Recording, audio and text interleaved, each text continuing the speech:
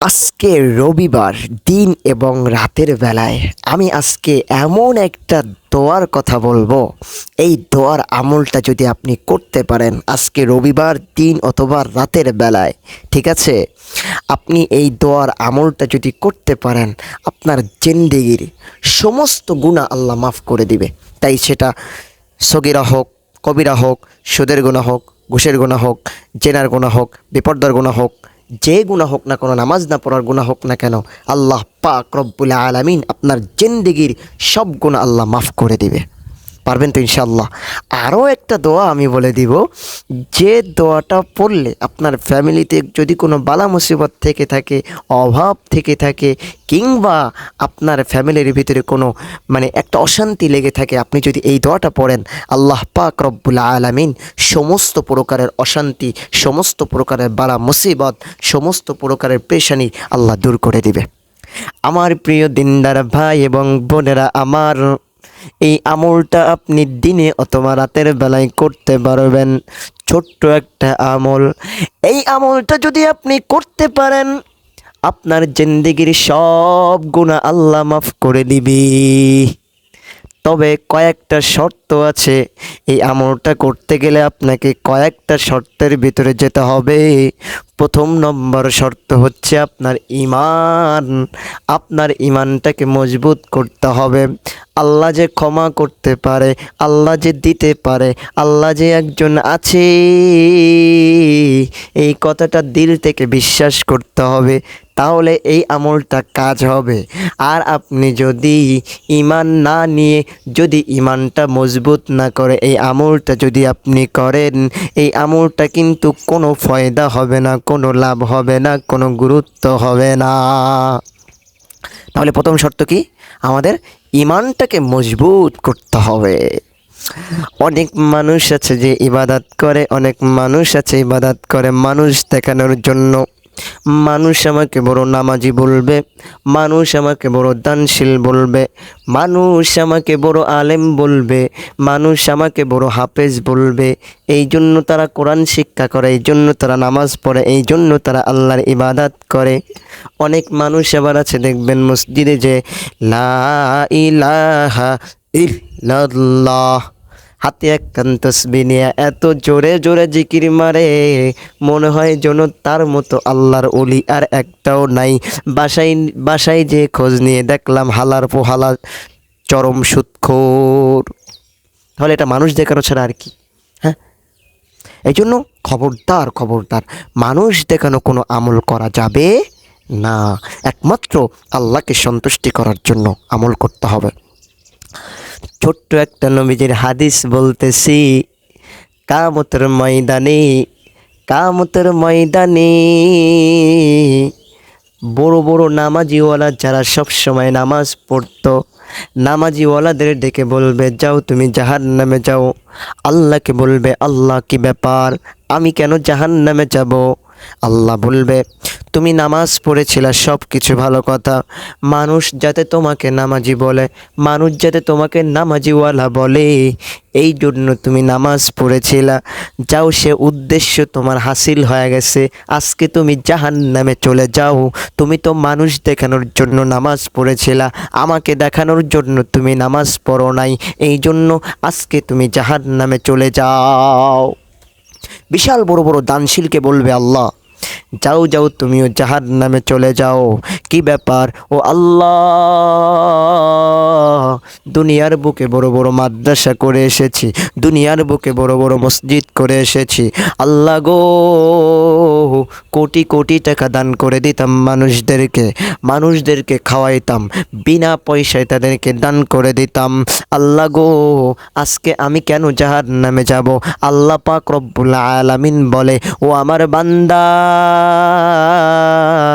আমি কি একবার অস্বীকার করেছি তুই দান করেছিস? আমি তো জানি তুই দান করেছিস, তুই বিশাল বড় বড় মাদ্রাসা তৈরি করে এসেছিস, বিশাল বড় বড় মসজিদ তৈরি করে এসেছিস, কিন্তু আমি আল্লাহ আমার রাজি খুশি করার জন্য তুই কিচ্ছু করিস নাই।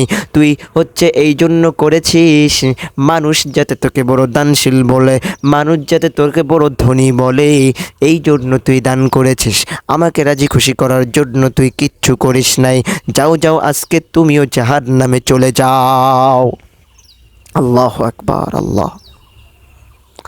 শুধু তাই নয়, কিয়ামতের ময়দানে শহীদ যারা শহীদ হয়েছে, দ্বীনের জন্য নিজের জানটাকে কোরবানি করে দিয়েছে, নিজের জানটাকে তারা বের করে দিয়েছে দ্বীনের মহাব্বতে, ইসলামের মহাব্বতে, তাদেরকেও আল্লাহ পাক বলবে যাও তুমিও জাহান্নামে চলে যাও।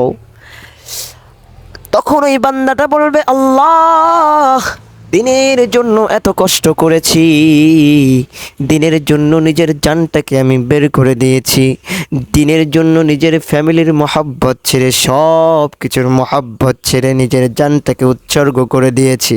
ও আল্লাহ, আজকে আমি কেন জাহান্নামে যাব?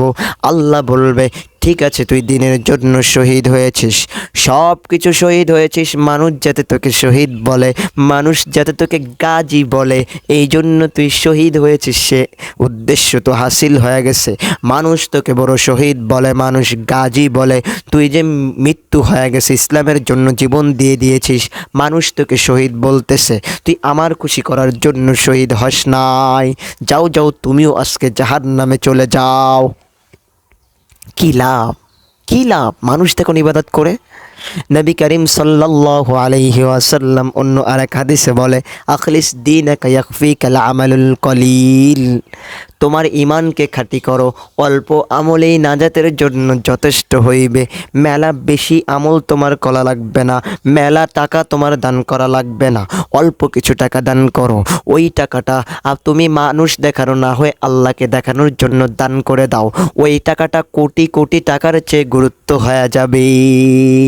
সুবহানাল্লাহ, আল্লাহর খুশির জন্য অল্প আমল করেন না, ওই অল্প আমলেই আপনার কিয়ামতের ময়দানে নাজাতের জন্য যথেষ্ট হয়ে যাবে। যাই হোক, যে আমলের কথাটা আমি বলতেছিলাম, এই আমলটা আপনি আজকে রবিবার রাত এবং দিনের বেলায় করবেন। প্রথমে কয়েকবার দুরূদ শরীফ পড়বেন, তারপর আপনি 7 বার 10 বার যতবার পারেন রব্বি ইন্নী যালামতু নাফসি ফাগফিরলি, রব্বি ইন্নী যালামতু নাফসি ফাগফিরলি, রব্বি ইন্নী যালামতু নাফসি ফাগফিরলি, রব্বি ইন্নী যালামতু নাফসি ফাগফিরলি। এই দোয়াটা আপনি পড়ে আল্লাহর কাছে হাত পাতবেন, আল্লাহর কাছে ক্ষমা চাবেন। তবে ক্ষমা চাইতে গেলে 3টে শর্ত আপনাকে লাগবে। প্রথম নম্বর শর্ত হচ্ছে আল্লাহকে বলতে হবে, আল্লাহ গুনাহ করে ভুল করে ফেলাইছি, 1 নম্বর শর্ত। 2 নম্বর হচ্ছে আল্লাহ আর জীবনে কোনো দিন গুনাহ করব না, আল্লাহ জীবনে আর কোনো দিন গুনাহ করব না। 3 নম্বর হচ্ছে আল্লাহ তুমি আমাকে মাফ করে দাও। এই 3টে বিষয় লক্ষ্য রেখে দিলের ভিতরে গেঁথে আল্লাহর কাছে ক্ষমা চাইতে হবে, আল্লাহ মাফ করে দিবে। বুঝতে পেরেছেন কথা? এই 3টে কথা মনের ভিতরে গেঁথে নেবেন, আল্লাহকে বলবেন আল্লাহ গুনাহ করে ভুল করে ফেলাইছি, আল্লাহ এই গুনাহ আর আমি করব না, আল্লাহ তুমি আমাকে মাফ করে দাও। খাস তওবা যদি করতে পারেন, এমনটা না যে তওবা করলাম আবার কিছুক্ষণ পর আবার গুনাহ করে ফেললাম, ইচ্ছা করে করা যাবে না। হ্যাঁ গুনাহ হবে আমাদের দ্বারা, গুনাহ ছাড়া আমরা থাকতে পারবো না, তবে ইচ্ছা করে গুনাহ আর করা যাবে না।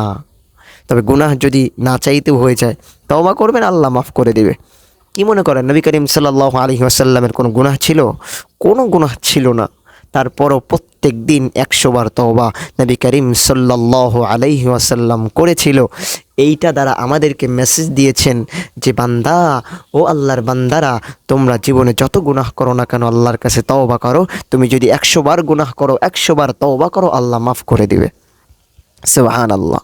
ঠিক আছে, তাহলে এই দোয়া পড়ে আপনি দিন অথবা রাতের বেলা এই দোয়া পড়ে আল্লাহর কাছে ক্ষমা চাবেন, আল্লাহ মাফ করে দেবে। ঠিক আছে, এইবার 2য় নম্বর যে আমলটা আমি বলতে চেয়েছিলাম, যে ফ্যামিলির ভিতরে যদি অভাব থেকে থাকে অভাব দূর করে দিবে, অভাব অনটন দূর করে দিবে।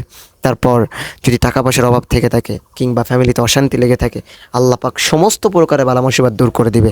এই আমলটা করবেন, যে আমলটা ইউনুস আলাইহিস সালাতু ওয়াস সালাম করেছিল, লা ইলাহা ইল্লা আনতা সুবহানাকা ইন্নী কুনতু মিনাজ জালিমিন, লা ইলাহা ইল্লা আনতা সুবহানাকা ইন্নী কুনতু মিনাজ জালিমিন। এই দোয়াটা বেশি বেশি করে পড়বেন, যত বেশি এই দোয়াটা পড়তে পারবেন। এই দোয়ার অনেক ফজিলত, আপনার সমস্ত বালা মুসিবত আল্লাহ দূর করে দিবে। সবসময় একটা জিনিস বিশ্বাস রাখবেন, তাকওয়া রাখবেন যে আল্লাহ সব কিছু করতে পারে, আল্লাহ চাইলে সব কিছু করতে পারে। ঠিক আছে? তো যাই হোক, যে আমলের কথাগুলো আমি বললাম, আল্লাহ পাক রব্বুল আলামিন আপনাকে আমাকে সবাইকে এই আমল করার তৌফিক দান করুক। সবাই বলেন আমিন। তো আজকের ভিডিওটা এই পর্যন্ত। সবাই ভালো থাকবেন, সুস্থ থাকবেন। এখন আমি আপনাদের মাঝ থেকে বিদায় নিচ্ছি।